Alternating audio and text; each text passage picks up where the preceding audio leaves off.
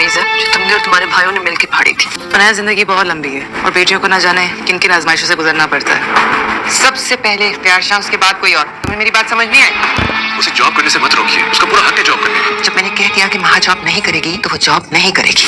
मैं शायद तुम्हें छोड़ दूं लेकिन मैं अपनी जॉब नहीं छोड़ूंगी।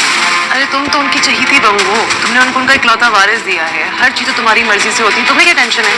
तुम्हें फैसला लेना होगा, या तो तुम्हारी अम्मा या मैं और तुम्हारा बेटा। नूरजहां के सारे बेटे जो अपनी माँ की ज़ुबान ही बोलते थे और उसी के दिमाग से सोचते थे, उसी के कानों से सुनते थे, अब उन्होंने अपनी बीवियों की ज़ुबान बोलना शुरू कर दी है।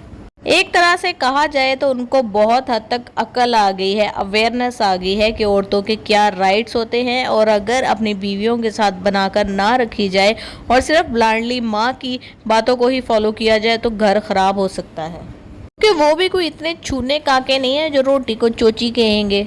नूर बानो चुन चुन के एक एक बंदे को अपने हक में करती चली जा रही है। हुनैद जिसने के उसके ऊपर बकौल उसके गोली चलाई थी, हालांकि बेचारे को पता भी नहीं कि अंधी गोली कहाँ से आई थी।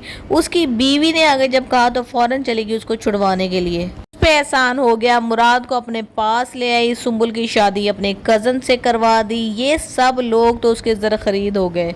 बाकी रह गई एक महा, उसके पास तो नूरजहां की 2 टके की औकात नहीं है। वो अभी अपने बेटे को उठाएगी जो कि इस खानदान का वारिस है और निकल जाएगी। उसने वाज़े तौर पे सफ़ीर के मुंह पे कह दिया है कि तुम्हें छोड़ सकती हूँ खुसरे नुमा इंसान, मैं अपनी नौकरी नहीं छोड़ सकती। क्योंकि सुंबुल ने इसके बारे में बिल्कुल ठीक कहा था कि निकाह जैसे पाकीज़ा बंधन की इस शख्स के सामने कोई भी इज्जत नहीं है, क्योंकि उसकी परवरिश नूरजहां ने की है जो हर औरत को पैर की जूती समझती है।